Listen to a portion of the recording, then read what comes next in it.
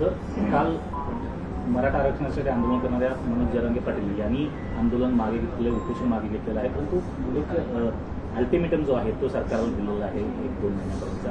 काय वाटतं की मनोज जरांगे पाटील यांचा अल्टिमेटम जो आहे तो यावेळी तर सरकार पाळेल का, काय वाटतं? मी सुरुवातीपासून ह्याच गोष्टी अतिशय स्पष्टपणे सांगत होतो की मराठा आरक्षण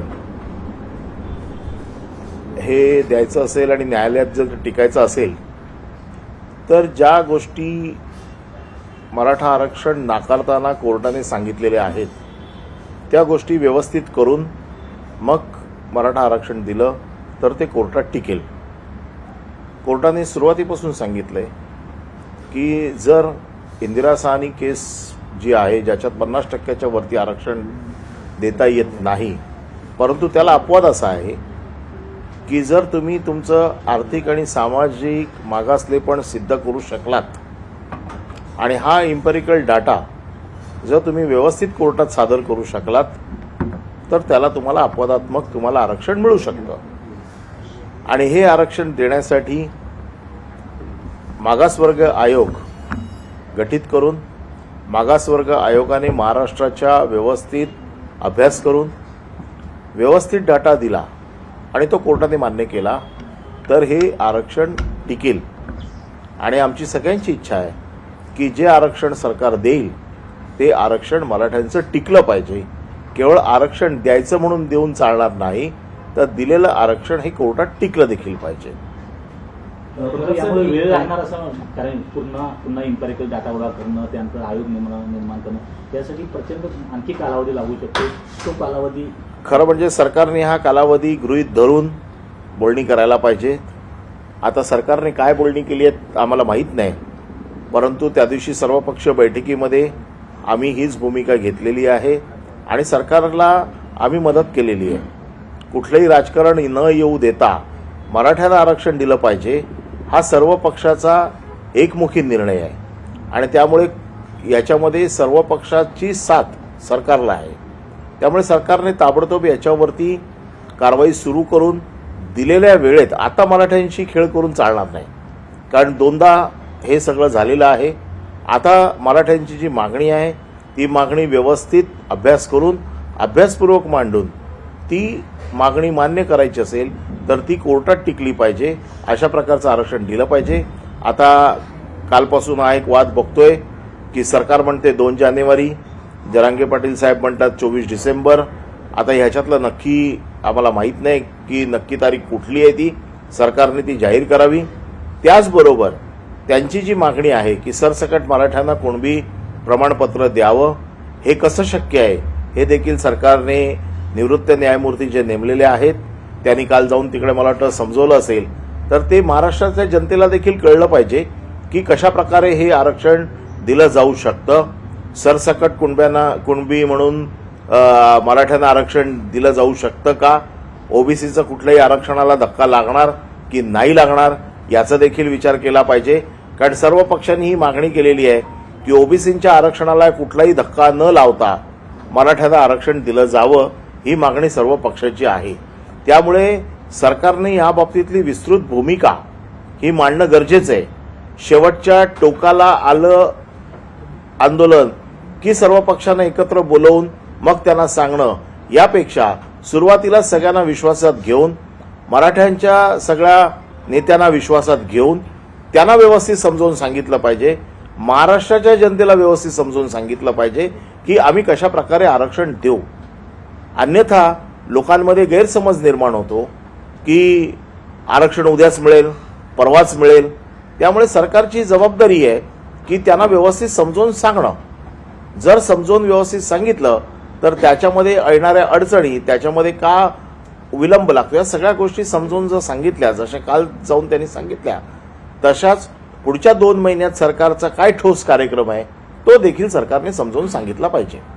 यावेळेसचं अल्टिमेटम 2 महिन्यांचं आहे. जर त्या 2 महिन्यात काही मार्ग निघाला नाही तर पुढचं आंदोलन हे मुंबईच्या वेशीवर असेल असं जरांगे पाटील यांनी म्हटलं.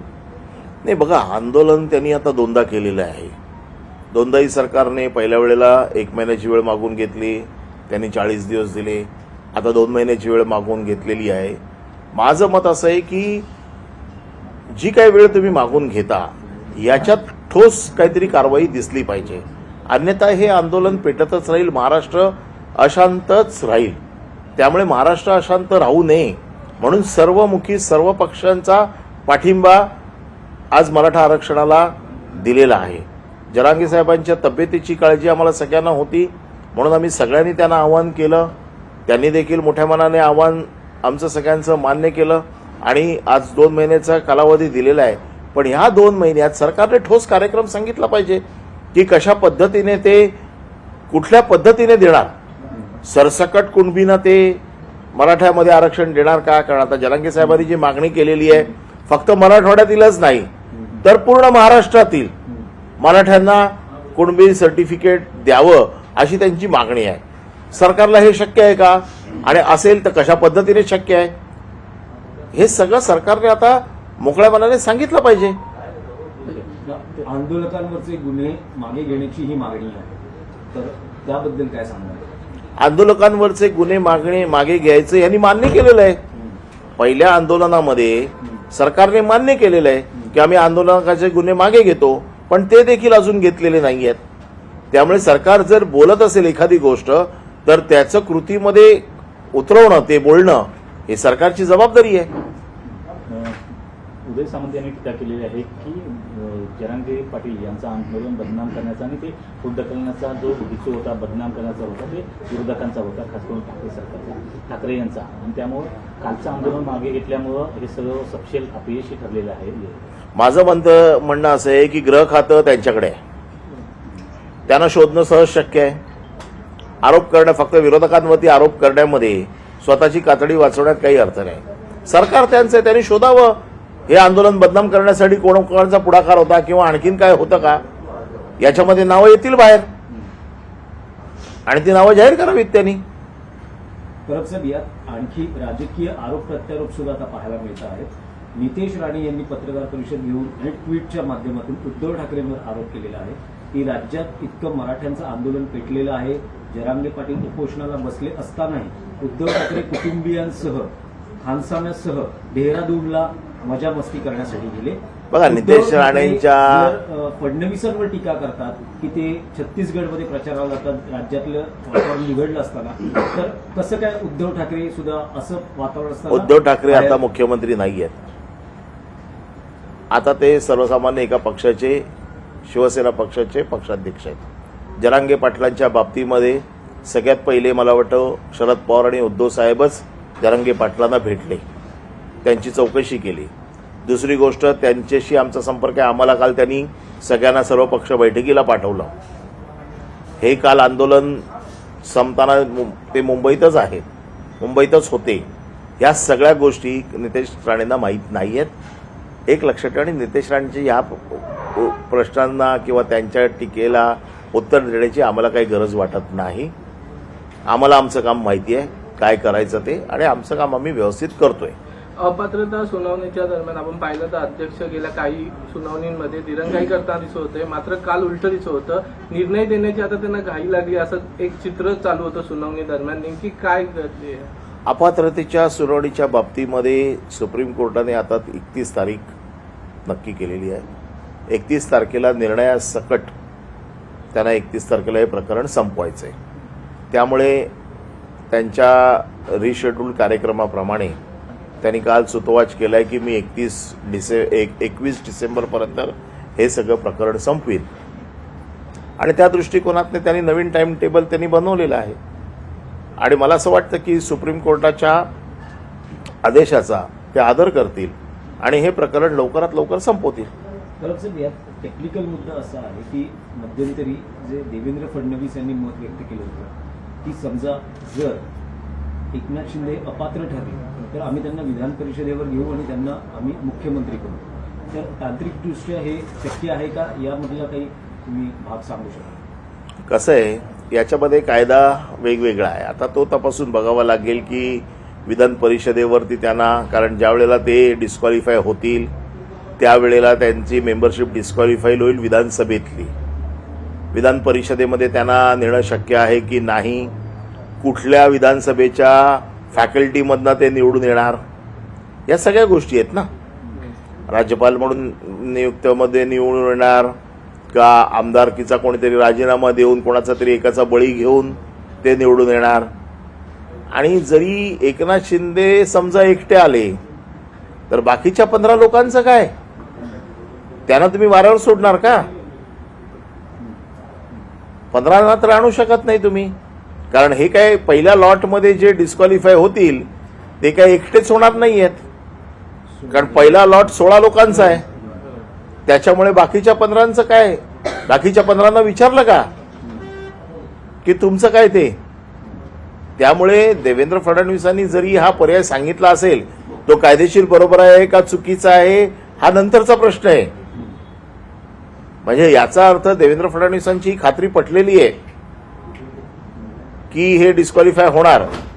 आणि समजा त्यांना आणायचं जरी ठरलं तरी मग बाकीच्या ज्यांनी त्यांच्यासाठी त्याग केला असं म्हणतायत, उठाव केला, बंड केलं, त्या बंडखोरांचं काय, उठावखोरांचं काय, त्यांना तर मुठमातीच मिळेल. पण हा निलंबन कालावधी 6 वर्षांचा राहू शकतो कसा? नाही, हा निलंबन कालावधी त्यांची टर्म संपेपर्यंतचा असेल.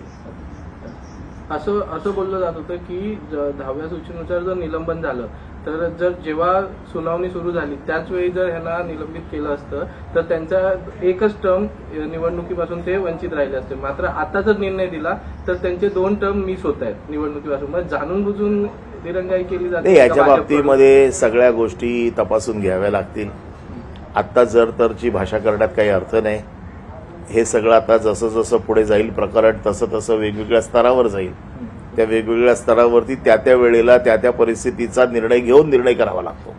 सर, गुणरत्न सदावर्ते यांनी ज्या पद्धतीनं राज्यात मराठा समाजानं जी काही आंदोलन केली होती त्या बाबतीत एक याचिका मुंबई उच्च न्यायालयात दाखल केली आणि त्याच्यात असं म्हटलं एक आरोप केलेला आहे शरद पवार आणि उद्धव ठाकरे यांचा या हिंसक आंदोलनाला आशीर्वाद होता अशा पद्धतीचा उल्लेख केला. गुणवंत सदावर्ते हा कोणाचा माणूस आहे हे अख्ख्या महाराष्ट्राला माहिती आहे.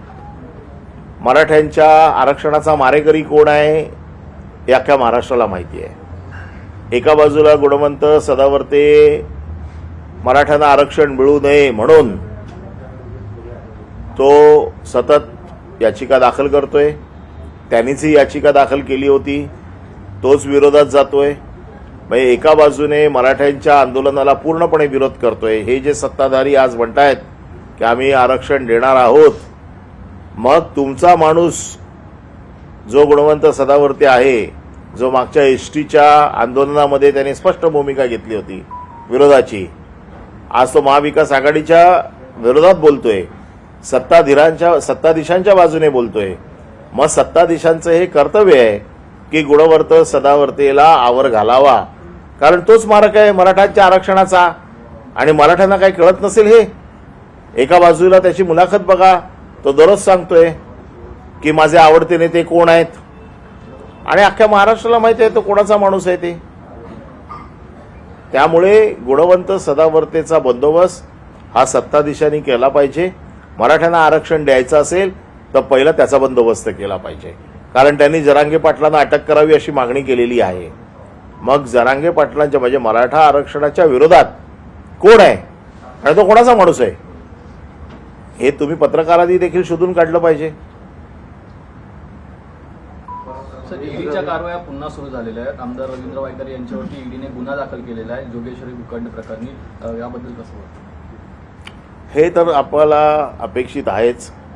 या सगळ्या गोष्टींमध्ये प्रत्येक ठिकाणी गुन्हा दाखल करायचा, गुन्हा दाखल केला की त्याच्यामध्ये ईडी येणार, ईडी आली की त्याच्यामध्ये चौकशी सुरू होणार, त्यांच्यावरती दबाव लागणार. हे आता सगळं ठरलेलं आहे. हा सेट प्रोग्राम आहे.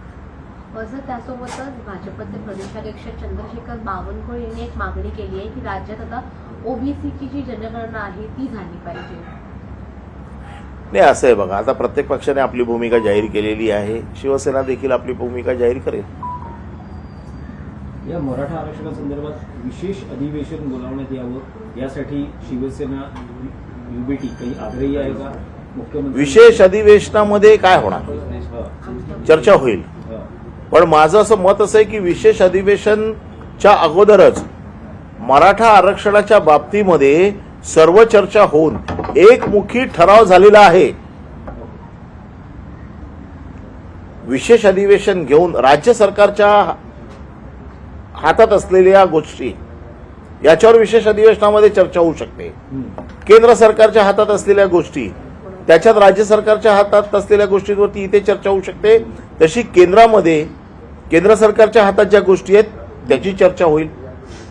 अधिवेशन घेऊन त्याच्यावर चर्चा झाली पाहिजे आणि या अधिवेशनात राज्य सरकारने आपला कार्यक्रम सांगितला पाहिजे की नेमकं आम्ही कशा पद्धतीने आरक्षण देणार. त्यामुळे विशेष अधिवेशनामध्ये हा विषय नक्कीच येणार. आमचं मत असं आहे की अगोदरच, परंतु आता असं कळतंय की 8 तारखेला काहीतरी वेगळं त्याच्या बाबतीमध्ये बैठक घेऊन एक दिवस फक्त याच्यावरच चर्चा होईल अधिवेशनामध्ये. त्याच्यामध्ये सरकारने समोरून सांगितलं पाहिजे की आम्ही कशा पद्धतीने हे आरक्षण देऊ शकतो. महाराष्ट्राच्या जनतेला कळण्यासाठी अधिवेशन हा एक चांगला पर्याय आहे की जिथून हे सगळं महाराष्ट्राच्या जनतेला सांगता येतं.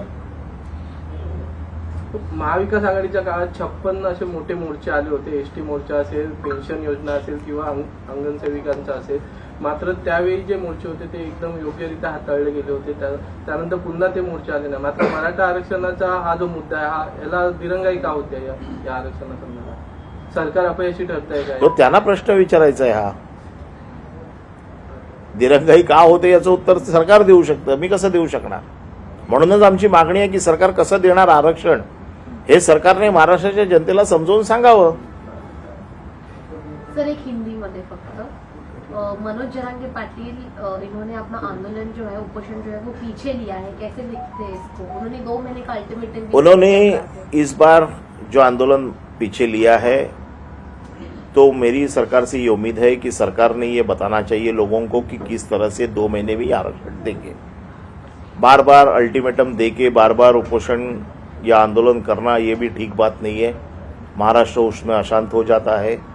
सरकार ने अब जब समय लिया है तो इस समय में सरकार किस तरह से काम करेगी ये मराठा समाज को सरकार ने बताना जरूरी है. और ये मांग है सबकी. सभी दलियों ने, पक्ष के दलों ने समर्थन दिया है सरकार को महाराष्ट्र में शांतता रहने के लिए. और हमारी यही उम्मीद है सरकार से कि किस तरह से ये 2 महीने में सरकार इस आरक्षण के ऊपर काम करेगी, उसके क्या क्या स्टेप्स होंगे और अल्टीमेटली ये सरकार कौन से रास्ते से ये आरक्षण देगी और वो आरक्षण कोर्ट में किस तरह से टिका जाएगा. ये आरक्षण का मुद्दा इतने सालों से जो है वो प्रलंबित है, लेकिन आपको लगता है कि 2 महीने में इसके ऊपर देखो, अभी सरकार ने अगर टाइम ले लिया है तो ये सरकार को बताना जरूरी है. मेरे कहने से या मेरे लगने से कुछ होने वाला नहीं है. ये अब सरकार, मुख्यमंत्री को ये सामने आके बताना पड़ेगा कि हमने 2 महीने लिए हैं, ये 2 महीने में हम किस तरह से आरक्षण देंगे. Thank you. लोकशाही मराठी ऐका, पहा, जागरूक रहा.